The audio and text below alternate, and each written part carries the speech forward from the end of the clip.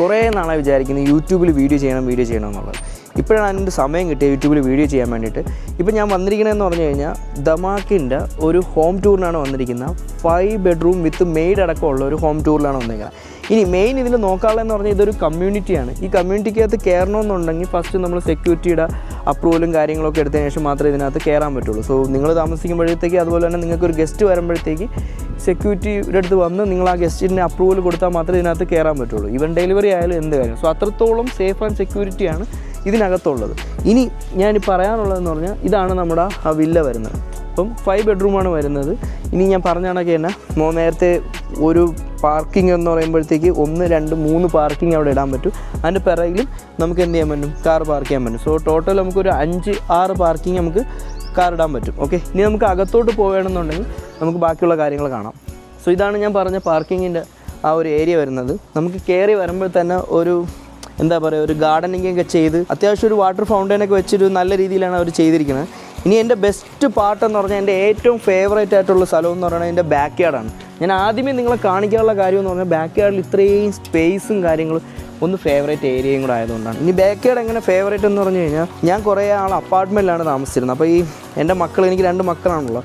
അപ്പോൾ ഇവർ ഈ അപ്പാർട്ട്മെൻറ്റിൽ ഒന്ന് അടുക്കളയിൽ പോവും, ഹോളിൽ പോവും, അങ്ങനെ കറങ്ങി ബാൽക്കണി അങ്ങനെ അത്രേ പോകാനുള്ളൂ, വേറെ അങ്ങോട്ടും പോകാനില്ല. പിന്നെ ശരിക്കും പറഞ്ഞാൽ ദമാക്കിൻ്റെ ആയതുകൊണ്ടും ഒരു ഓൾഡ് ബിൽഡിംഗ് ആയതുകൊണ്ടും അതിനകത്ത് ആ കൂടെ സ്വിമ്മിംഗ് പൂളും മാത്രമേ ഉള്ളൂ. ഈ സ്ഥലത്തും കൂടെ പോകാനേ അവർക്ക് പറ്റുള്ളൂ, വേറെ എങ്ങും പോകാനില്ല. ഇനി നമുക്ക് ടൗൺ ഹൗസിലോട്ട് പോവാം.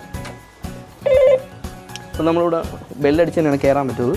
അപ്പോൾ ഇത് കയറി കഴിഞ്ഞാൽ ഫസ്റ്റ് തന്നെ ഇവിടെ ഒരു റൂമുണ്ട്, ഓഫീസ് സ്പേസ് ആക്കാൻ പറ്റും, അതുപോലെ തന്നെ സ്റ്റഡി റൂം ആക്കാനും പറ്റും. വിത്ത് അറ്റാച്ച്ഡ് ബാത്റൂമാണ് ഇതുള്ളത്. ഓക്കെ, ഇനി ഇവിടെ ഒരു കോമൺ വാഷ്റൂമുണ്ട്. ഇതാണ് ആ കോമൺ വാഷ്റൂം. അപ്പോൾ നമ്മളെ ഗസ്റ്റൊക്കെ യൂസ് ചെയ്യാൻ വരുന്നതെന്നുണ്ടെങ്കിൽ നമുക്ക് കൊടുക്കാൻ പറ്റിയ ഒരു കോമൺ വാഷ്റൂമാണ്. അതുപോലെ തന്നെ ഇവിടെ ഒരു സ്പേസ് ഉണ്ട്, നമുക്ക് ലഗേജൊക്കെ വെക്കാൻ പറ്റിയ സ്പേസാണ്. അതുപോലെ തന്നെ ഇവിടെയും ഒരു സ്പേസ് ഉണ്ട്. ഇവിടെയും നമുക്ക് ലഗേജും കാര്യങ്ങളും എന്തെങ്കിലുമൊക്കെ വേസ്റ്റ് കാര്യങ്ങളൊക്കെ വരുമ്പോൾ നമുക്ക് വെക്കാൻ പറ്റുന്നൊരു സ്പേസാണ്. പിന്നെ ഇവിടെ ഒരു മുകളിലോട്ട് കയറി പോകാനുള്ള ഒരു അപ്സ്റ്റെയർ കൊടുത്തിട്ടുണ്ട്. പിന്നെ ക്ലോസ്ഡ് കിച്ചൺ, ഇത് ഫേവറേറ്റാണ്. എൻ്റെ അടുത്ത് ഒരുപാട് പേര് ചോദിക്കുന്നതാണ് ക്ലോസ്ഡ് കിച്ചൺ. സോ ക്ലോസ്ഡ് കിച്ചൻ്റെ എന്ന് പറഞ്ഞു കഴിഞ്ഞാൽ നമ്മളറിയാമല്ലോ, നമ്മൾ എവിടെ പോയാലും നമ്മൾ കരിമീനും അതുപോലെ തന്നെ മീൻ പൊരിക്കലും നമ്മളെ കുക്കിംഗ് സ്റ്റൈൽ എന്ന് പറയുന്നത് വേറൊരു തരത്തിലുള്ള കുക്കിംഗ് സ്റ്റൈലാണ്. അപ്പോൾ ആ കുക്കിംഗ് സ്റ്റൈലിൽ എന്താണ് സ്മെല്ലും കാര്യങ്ങളൊക്കെ വരുന്നുണ്ട്. ആ ഒരു ഈ ഗസ്റ്റ് അവിടെ ഉണ്ടാകുമ്പോഴത്തേക്ക് അവർ നമ്മൾ ഈ കുക്ക് ചെയ്യുന്ന കാര്യങ്ങളൊന്നും കാണാൻ പാടില്ല എന്നൊക്കെ ഉള്ള ഒരു ഇതുള്ള ആൾക്കാരാണ് നമ്മളെ വൈഫും ആയാലും ഉമ്മ ആയാലും അങ്ങനെയുള്ള ആൾക്കാർ. സോ അവർക്ക് പറ്റിയതാണ് ഈ ക്ലോസ്ഡ് കിച്ചൺ. ഇനി മെയ്ഡുള്ള ആൾക്കാരാണെന്നുണ്ടെങ്കിൽ ഇവിടെ മെയ്ഡ് റൂമും ഉണ്ട്. സോ മെയ്ഡ് റൂം അത്യാവശ്യം വലിപ്പമുള്ള ഒരു മെയ്ഡ് റൂമാണ്, വിത്ത് അറ്റാച്ച്ഡ് ബാത്റൂമാണുള്ളത്. സോ ബാത്റൂം ഉള്ളപ്പോഴത്തേക്ക് എന്താ ഗുണമെന്ന് പറഞ്ഞു കഴിഞ്ഞാൽ അവർ നമ്മളെ ബാത്റൂം യൂസ് ചെയ്യത്തില്ല. ഇതൊക്കെ എന്താ പറയുക, ഞാൻ അങ്ങനത്തെ മൈൻഡ് സെറ്റുള്ള ആളല്ല, എന്നാലും ഞാൻ പറയാം മോസ്റ്റ്ലി കുറച്ച് ക്യാഷുള്ള ആൾക്കാരൊക്കെ മെയ്ഡിന് സെപ്പറേറ്റ് ബാത്റൂം ഞാനൊക്കെ പറഞ്ഞല്ലോ നേരത്തെ പറഞ്ഞാൽ കുറച്ച് ഒരു സെക്യൂർഡ് ആയിട്ടുള്ള ആളായതുകൊണ്ട് ബാത്റൂമൊക്കെ എന്താ പറയുക വൃത്തിയായിട്ട് വേണം, അങ്ങനെയൊക്കെ കുറേ ഇതൊക്കെ ഉള്ളതാണ്. പിന്നെ ഇതുവഴി നമുക്ക് ബാക്ക് യാർഡിൽ പോകാൻ പറ്റും. ഇപ്പോൾ ലോക്ക്ഡാണ്, ബാക്ക് യാർഡ് പോയി കഴിഞ്ഞാൽ ബാക്ക് യാർഡ് ഇതുവഴി. അപ്പം മെയ്ഡിന് എന്തെങ്കിലുമൊക്കെ ആവശ്യമുണ്ടെങ്കിൽ പുറത്ത് പോയിട്ട് വരാനും പോകാനും ഒക്കെ ഈ ഒരു ഡോർ യൂസ് ചെയ്യാം, മെയിൻ ഡോർ യൂസ് ചെയ്യണമെന്നില്ല. അപ്പം ഇതുപോലെ തന്നെ ഈ ഏരിയ നമുക്ക് വേണമെങ്കിൽ ക്ലോസ് ചെയ്ത് വെക്കാനും പറ്റും, ഇവിടെയും ക്ലോസ് ചെയ്ത് വെക്കാൻ പറ്റും. സോ നമ്മളെ വീട് കംപ്ലീറ്റ് സേഫ് ആയിരിക്കും. ഇത് പിന്നെ ദുബായ് ആണ്, അങ്ങനെ ഇതൊന്നുമില്ല, എന്നാലും ഞാൻ പറഞ്ഞു തരുന്നതാണ്. ഇനി നമുക്ക് ലിവിങ് ഏരിയ എന്ന് പറഞ്ഞു കഴിഞ്ഞാൽ ഇതാണ് നമ്മളെ ഇത്രയും സ്പേഷ്യസ് ആയിട്ടുള്ള ലിവിങ് ഏരിയ. സോ ഇതിപ്പോൾ ചെറിയ ടി വിയാണ് ഇവിടുത്തെ ഇത് വെച്ച് നോക്കിക്കഴിഞ്ഞാൽ. സോ എനിക്കൊക്കെ എന്ന് പറഞ്ഞാൽ അത്യാവശ്യം ഒത്തിരി വലിയ ടി വി, ഒരു PlayStation 5, പിന്നെ ഞാനാണെങ്കിൽ ഇത് ഇവിടെ ഇട്ടിട്ട് ഗെയിം കളി, ഇതാണ് എൻ്റെ മെയിൻ പരിപാടി. സോ ഇതാണ് നമ്മളെന്താ പറയുക, ഒരു സ്ഥലത്ത് ജീവിക്കുമ്പോഴത്തേക്ക് എന്തൊക്കെ ആഗ്രഹിക്കുന്നു എന്നും അതിനനുസരിച്ചാണ് ഞാൻ പറയുന്നത്. ഇപ്പം ഞാൻ എൻ്റെ ലൈഫ് സ്റ്റൈലിൻ്റെ അത് വെച്ചാണ് നിങ്ങളടുത്ത് പറഞ്ഞു തരുന്നത്. പിന്നെ ഡൈനിങ് ഏരിയ, ഇതാണ് ഇത്രയും സ്പേസീസ് ആയിട്ടുള്ള ഡൈനിങ് ഏരിയ ഉണ്ട്. മൊത്തത്തിൽ 3, 6, 2, 7, 8 പേർക്ക് ഇരിക്കാൻ പറ്റുന്ന ഒരു ഡൈനിങ് ഏരിയയും ആയിട്ടാണ് ഇവിടെ വന്നിട്ടുള്ളത്. ഇനി നമുക്ക് ബാക്ക് യാർഡിൽ പോയാൽ ഞാൻ നേരത്തെ പറഞ്ഞ എൻ്റെ ഫേവറേറ്റ് സ്പോട്ട്.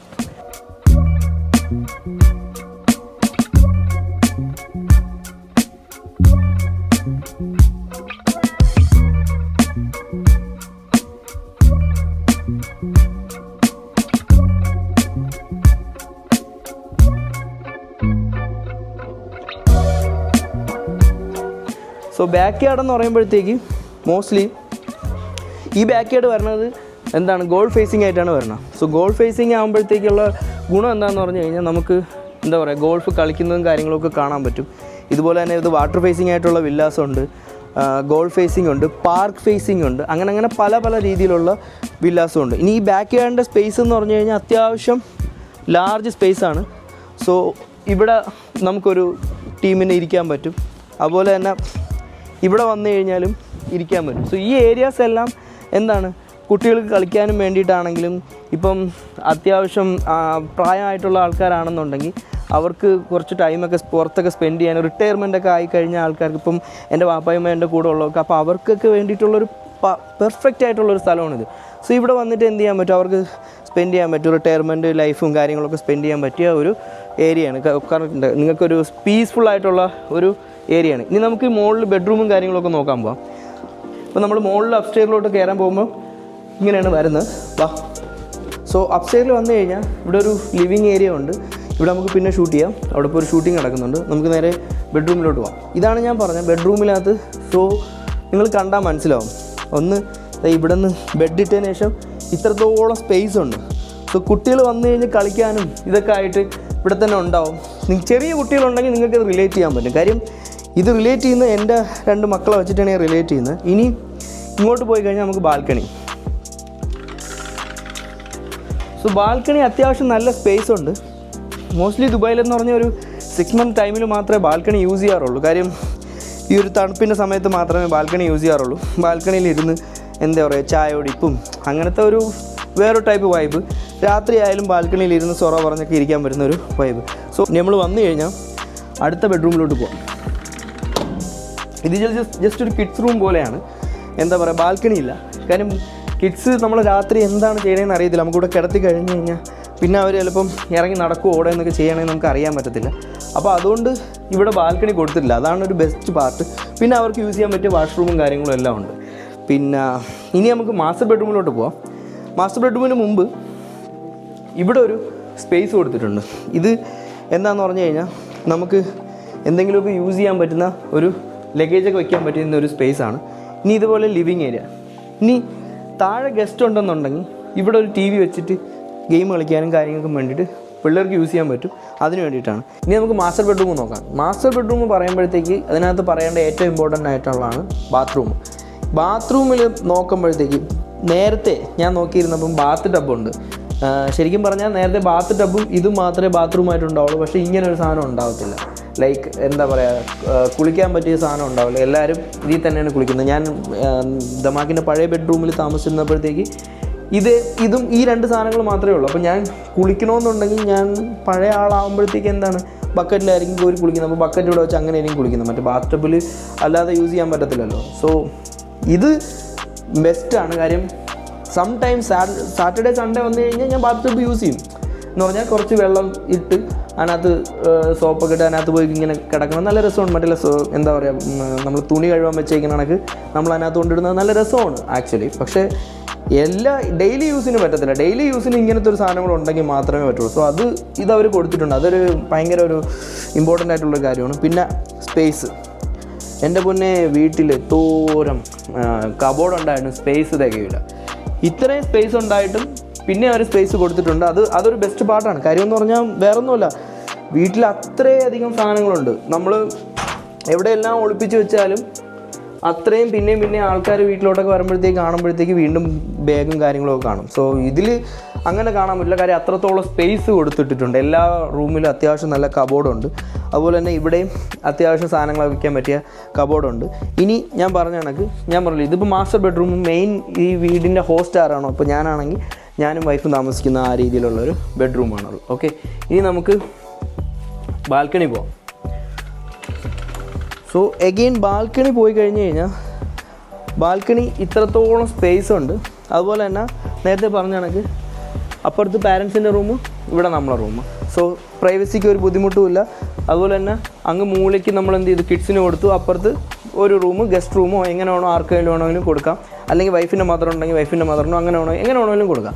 സോ അതിനുശേഷം ഇവിടെ ഒരു ബാൽക്കണി. സോ ഈ ബാൽക്കണിയുടെ പ്രത്യേകത എന്ന് പറഞ്ഞു കഴിഞ്ഞാൽ ഇവിടെ ഇരുന്ന് നമുക്ക് എന്ത് ചെയ്യാൻ പറ്റും, എൻജോയ് ചെയ്യാൻ പറ്റും എന്താണ് ഇവിടുത്തെ സീൻസ് കാര്യങ്ങൾ. സോ ഒരു റിട്ടയർമെൻറ്റ് ലൈഫാണെങ്കിലും അല്ലെങ്കിൽ ഒരു എന്താ പറയുക ഒരു സേഫ്റ്റി ആൻഡ് സെക്യൂർഡ് ആയിട്ടുള്ള ഒരു പീസ്ഫുൾ ലൈഫ് ആഗ്രഹിക്കുന്നവർക്ക് പറ്റിയ ഒരു പ്രോപ്പർട്ടിയാണ് ദമാക്കിൻ്റെ വില്ല. കാര്യം ഇത് പറയാനുള്ള റീസൺ എന്ന് പറഞ്ഞു കഴിഞ്ഞാൽ അഫോർഡബിൾ ലൈനിൽ, അതായത് നമ്മൾ എന്താ പറയുക ഭയങ്കര വലിയ പ്രൈസായിട്ടോ അല്ലെങ്കിൽ എന്താ പറയുക ലക്ഷറി പ്രൈസായിട്ടോ ലക്ഷറിയുടെ രീതിയിൽ അഫോർഡബിൾ പ്രൈസ് കൊണ്ടുവരുന്ന ഒരേ ഒരു ഡെവലപ്പറേ ഉള്ളൂ ദമാക്ക്. അതുപോലെ തന്നെ ഇവർ അമ്യൂണിറ്റീസിൽ ഭയങ്കരമായിട്ട് ഇമ്പോർട്ടൻസ് കൊടുത്തിട്ടുണ്ട്. നിങ്ങൾ നോക്കി എത്രത്തോളം ഏരിയാസാണ് ഇത്. മണലാണ്, നിങ്ങൾ ആലോചിക്കണം, ഈ മണൽ ഏരിയയിലാണ് നമ്മൾ എന്ത് ചെയ്തിരിക്കുന്നത്, ഇത്രയധികം പുല്ലും കാര്യങ്ങളും പിടിച്ചു വെച്ച് അതുപോലെ തന്നെ ഗോൾഫ് ഫേസ് ആക്കി കൊണ്ടുവന്ന് ഗോൾഫ് കോഴ്സ് ആക്കി വെച്ചിരിക്കുന്നത്, 18 ഹോൾ ഗോൾഫ് കോഴ്സ് ആക്കി വെച്ചിരിക്കുന്നത്. അപ്പം ഇതൊക്കെയാണ് ഏറ്റവും ഇമ്പോർട്ടൻ്റ് ആയിട്ട് നമ്മൾ നോക്കാനുള്ളത്. ഒരു പ്രോപ്പർട്ടി എടുക്കുമ്പോഴത്തേക്ക് നമ്മൾ ലൈഫ് ടൈം നമ്മൾ എൻഡ് യൂസ് പർപ്പസിന് വേണ്ടി പ്രോപ്പർട്ടി എടുക്കുമ്പോൾ ഇങ്ങനെ വേണം നമ്മൾ ചിന്തിച്ചെടുക്കാൻ വേണ്ടിയിട്ട്. സോ ഇൻവെസ്റ്റ്മെൻറ്റിന് നമ്മളൊരു 1-2 പ്രോപ്പർട്ടി എടുക്കുമ്പോൾ അതിൽ നിന്ന് നമുക്ക് വരുമാനമായി. എൻഡ് യൂസ് പർപ്പസിന് അല്ലെങ്കിൽ ഇത് വേറൊരാൾക്ക് ഇൻവെസ്റ്റ് ചെയ്യാൻ വേണ്ടി കൊടുക്കുമ്പോഴത്തേക്ക് ഏറ്റവും കൂടുതൽ നിങ്ങൾ നോക്കാനുള്ളതെന്ന് പറഞ്ഞു കഴിഞ്ഞാൽ ടൗൺ ഹൗസിന് ഡിമാൻഡ് ആൻഡ് സപ്ലൈ കുറവും ഡിമാൻഡ് കൂടുതലുമാണ്. അപ്പോൾ നിങ്ങൾ ടൗൺ ഹൗസിൽ ഇൻവെസ്റ്റ് ചെയ്ത് കഴിഞ്ഞാൽ നിങ്ങൾക്ക് അത്രത്തോളം ബെനിഫിറ്റ് ഉണ്ടാവും. പിന്നെ അണ്ടർ കൺസ്ട്രക്ഷനിൽ ഇൻവെസ്റ്റ് ചെയ്യുന്നതുകൊണ്ടുള്ള ഗുണം എന്ന് പറഞ്ഞു കഴിഞ്ഞാൽ എന്താണ്, നിങ്ങൾ ഫുൾ പേയ്മെൻ്റ് ആയിട്ട് അപ്ഫ്രണ്ട് ആയിട്ട് കൊടുക്കുന്നില്ല. 20% കൊടുത്ത് ദെൻ 4% കൊടുക്കുമ്പോഴത്തേക്ക് നിങ്ങളെ പേരിൽ പ്രോപ്പർട്ടി രജിസ്റ്റർ ആയി. പിന്നെ നിങ്ങൾ ഈ പേയ്മെൻറ്റ് എല്ലാം എസ്ക്രോ അക്കൗണ്ടിലോട്ട് അടയ്ക്കുന്നത്, ഗവൺമെൻറ്റാണ് ഈ കാര്യങ്ങളെല്ലാം നോക്കുന്നത്. പിന്നെ മന്ത്ലി പേയ്മെൻറ്റ് അടച്ചടച്ച് പോയി എൻഡ് ഓഫ് ദ ഡേ ഒരു 3-3.5 വർഷം കൊണ്ട് നിങ്ങൾക്ക് എന്താ ഈ പ്രോപ്പർട്ടി നിങ്ങളെ പേരിൽ അല്ലേ, പ്രോപ്പർട്ടി റെഡിയായി നിങ്ങളുടെ കയ്യിലായി. പ്രോപ്പർട്ടി നിങ്ങളുടെ പേരിൽ ആദ്യമേ നിങ്ങൾ 24 അടയ്ക്കുമ്പോഴേ നിങ്ങളുടെ പേരിലാവുകയാണ്. ഇനി ഇത് റെഡി ആവുന്ന സമയത്ത് നിങ്ങൾക്ക് ഇത് തോന്നുകയാണ് ഇത് വേണ്ട ഇപ്പോൾ കൊടുത്തു കളയാന്ന് പറഞ്ഞ് തോന്നുകയാണെന്ന സമയത്ത് ഇപ്പോൾ നമ്മൾ 2.4 എടുക്കണമെന്നുണ്ടെങ്കിൽ അറ്റ്ലീസ്റ്റ് ആ സമയത്ത് ഒരു 3 മില്യൺ 3.2 മില്യൺ ആയി കഴിഞ്ഞാൽ 6-7 ലക്ഷം രൂപ നമുക്ക് പ്രോഫിറ്റ് കിട്ടി. അങ്ങനെ നമ്മൾ എന്താണ് 70% മാത്രമേ പ്രോപ്പർട്ടിയുടെ വാല്യൂ കൊടുത്തിട്ടുള്ളൂ. അപ്പോൾ തന്നെ നമുക്കൊരു പ്രോഫിറ്റ് കിട്ടി. ഇനി അതല്ല നമ്മൾ കുറച്ച് നാൾ കഴിഞ്ഞിട്ടാണ് കൊടുക്കണമെന്നുണ്ടെങ്കിൽ നിങ്ങൾ മനസ്സിലാക്കേണ്ട ഒരു കാര്യം എന്ന് പറഞ്ഞാൽ ദുബായ് ഓപ്പർച്യൂണിറ്റീസ് ക്രിയേറ്റ് ചെയ്തുകൊണ്ടിരിക്കുന്നതുകൊണ്ട് ആൾക്കാർ ഇങ്ങോട്ട് വരുന്നുണ്ട്. ആൾക്കാർ വരുന്നതിനനുസരിച്ച് അവർ നമ്മളെപ്പോലെ ബെഡ് സ്പേസിലൊന്നും പോയി താമസിക്കാറില്ല.